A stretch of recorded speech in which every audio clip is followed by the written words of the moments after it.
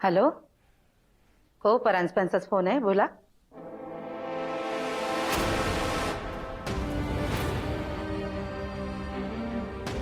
काय?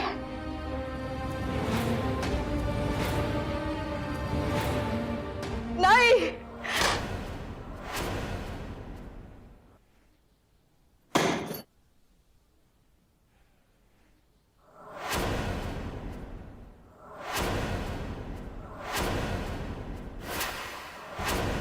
आई आई आई काय झालं? आई आते आई सोहा आई आई अगं बोल काहीतरी, काय झालं? आई कसला आवाज झाला? आई काही बोलतच नाहीये. वहिनी वहिनी अगं काय झालं? आई बोल ना काहीतरी. खाली पाणी. आई आई काय होतंय तुला? आई वहिनी वहिनी आई पाणी घे. आई, पाणी. वहिनी पाणी ठेवून द्या. वहिनी उठ. आई सावकाश. आई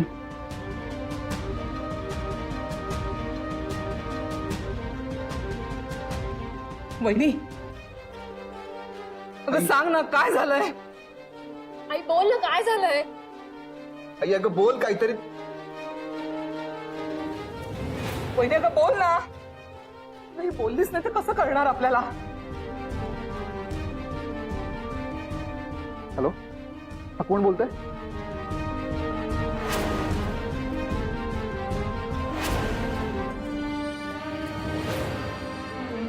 काय? अभि अभि काय झालं? हं? अरे कुणाचा फोन आहे? अभि बोल ना काहीतरी. काय झालं सांग ना. आई काय झालंय?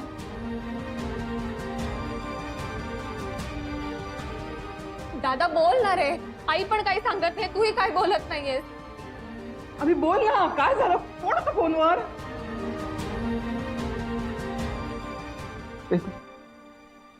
तू आईकडे लक्ष दे. अरे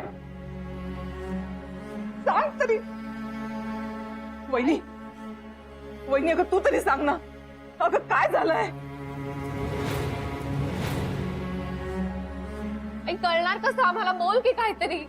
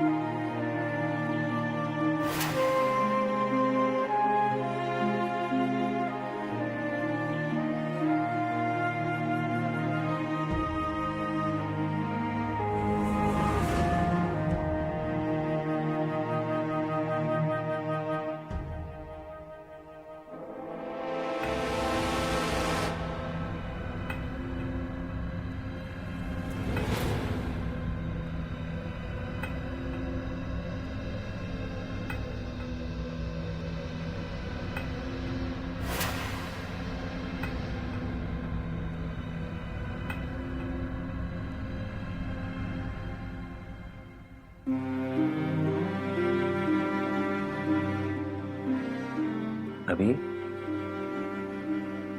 बाबा आमच्यात नाही आहेत, यावर विश्वासच बसत नाही.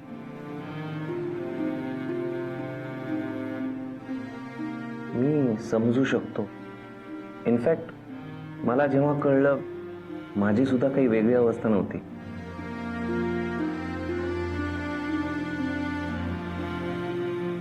पण आता आता या घरातला सगळ्यात रिस्पॉन्सिबल पर्सन तूच आहेस. आणि स्वतःला एकटं समजू नको. मी आहे तुझ्याबरोबर.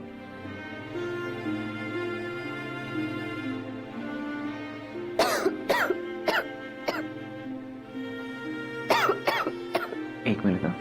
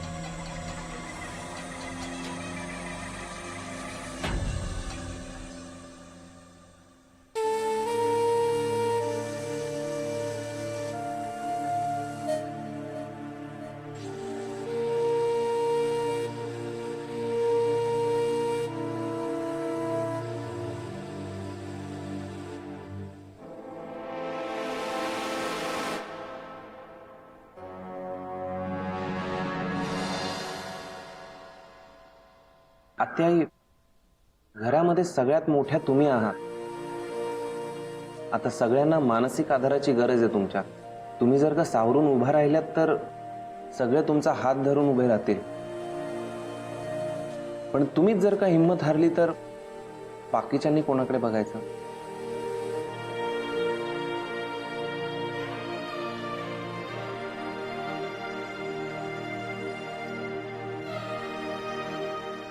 आत्याई, काहीतरी खाऊन घ्या ना. आय नो या सिच्युएशनला जेवण नाही जाणार, पण 2 घास पोटात गेलेले बरे. थोडं खाऊन घ्या, नाहीतर हेल्थला प्रॉब्लेम होईल.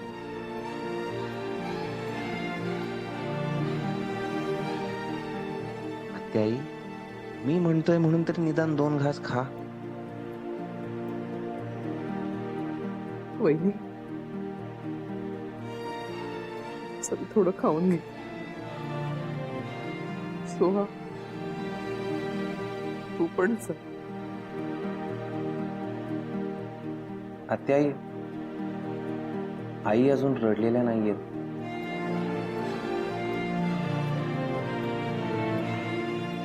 बहुतेक त्या शॉक मध्ये. तुम्ही जर का त्यांच्याशी बोललात तर त्या मोकळ्या होतील.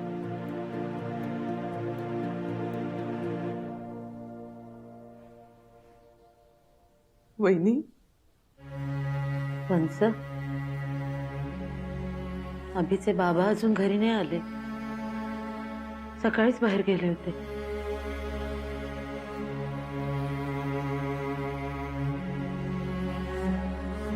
जरा फोन करून बघता का? इतका वेळ ते घराबाहेर थांबत नाहीत कधी.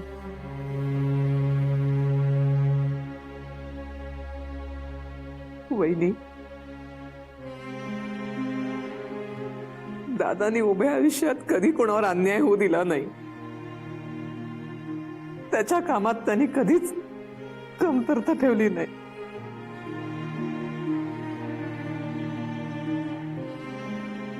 त्याचा नियतीने हा असा बदला घेतला.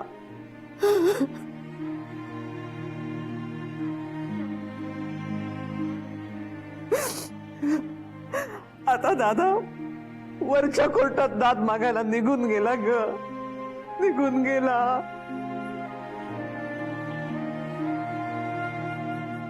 वहिनी, तुला कळतंय का? दादा आपल्याला कायमच सोडून गेलाय.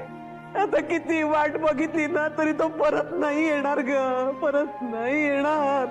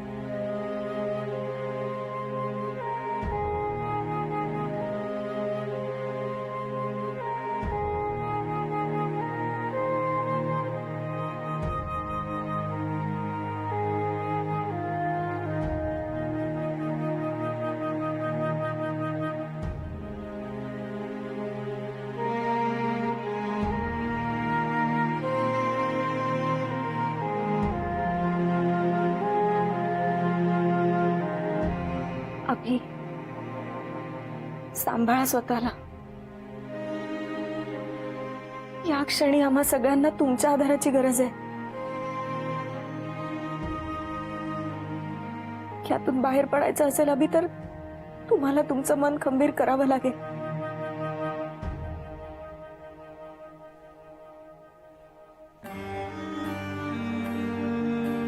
नक्षी, बाबांचा जेव्हा ऍक्सिडेंट झाला तेव्हा तेव्हा तू त्यांच्या सोबत होतीस ना.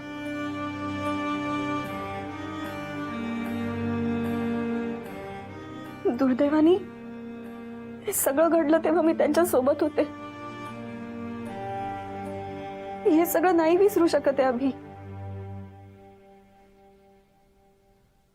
पण बाबा नेहमीच सेफ ड्रायव्हिंग करायचे, मग तरी सुद्धा ऍक्सिडेंट कसा झाला? मी आणि बाबा घरातून सोबतच निघालो. रस्त्यावर ट्रॅफिक नव्हतं तरी पण बाबा अगदी सावकाश गाडी चालवत होते. घोडबंदरच्या दिशेने गेल्यावर काही अंतरावर बाबांना एक ऍक्सिडेंट झालेला दिसला. कोणाचा तरी ऍक्सिडेंट झालेला दिसतो. बाबांना वाटलं की त्या माणसाला काहीतरी झालंय म्हणून बाबा तिथे पटकन धावत गेले. बाबांच्या पाठोपाठ मीही उतरायला लागले. मी बाबांच्या दिशेने धावणार तोच माझ्या साडीचा पदर गाडीच्या दरवाजात अडकला.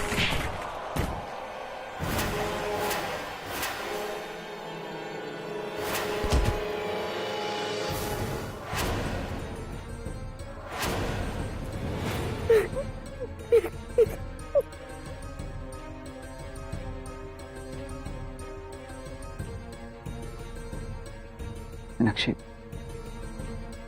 शांत हो.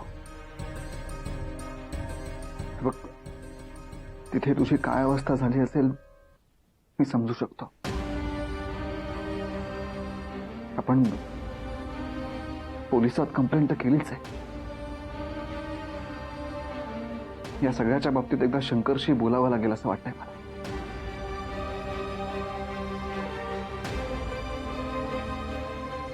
ज्या गाडीने बाबांचा ऍक्सिडेंट झाला ती गाडी कोणाची होती?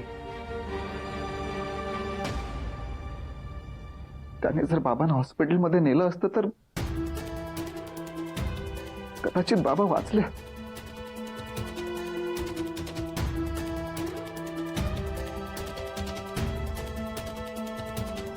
नाही,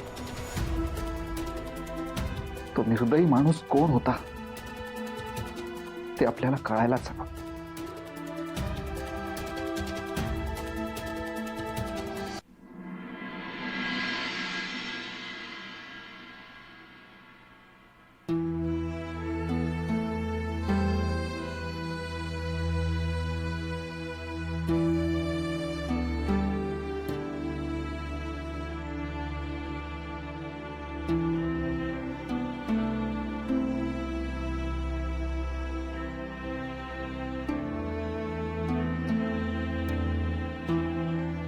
सोहा, आवर बाळा स्वतःला. अगं, सरडून अजून किती त्रास करून घेणार आहेस तू? आता आपल्यालाही कळायला हवं ग, गेलेला माणूस परत येणार नाहीये.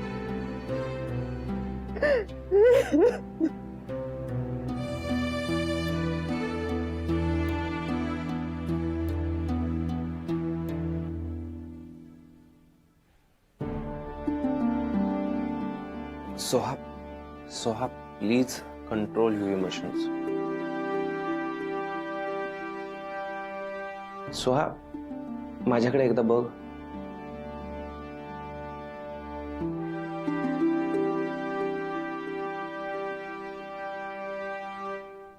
सोहा, मी काय म्हणतोय त्याच्याकडे नीट लक्ष दे.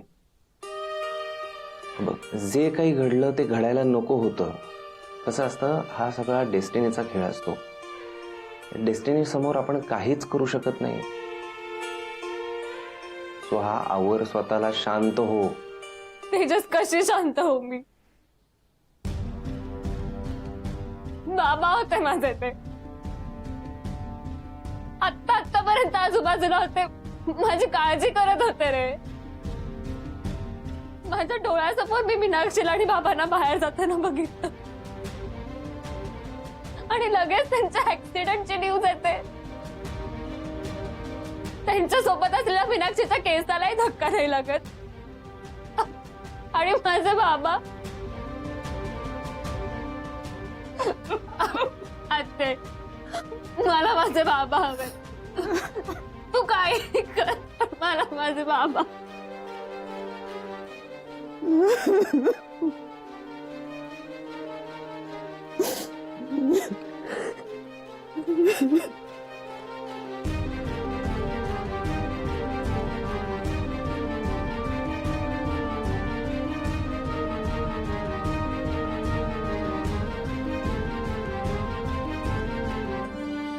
सुहा, शांत हो. अपने बाबा.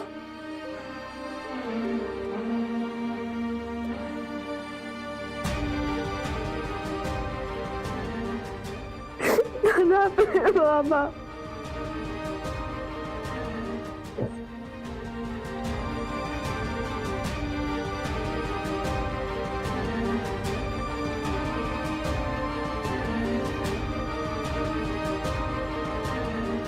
बायको, तुझ्यामुळंच आज या घराला आजचा दिवस बघावा लागतोय. सुहा, प्लीज शांत हो.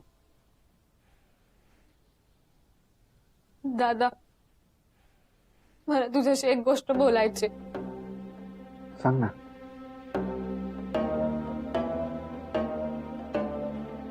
हा सगळा प्रकार घडण्याच्या आधी मीनाक्षी आणि बाबा त्यांच्या रूम मध्ये काहीतरी बोलत होते. मी गेले तर मला तिथे थांबूही दिलं नाही.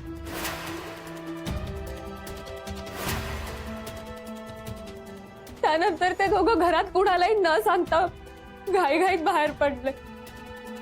मला तर कळतच नाही कोणत्या एवढ्या गहन विषयावर चर्चा चालू होती.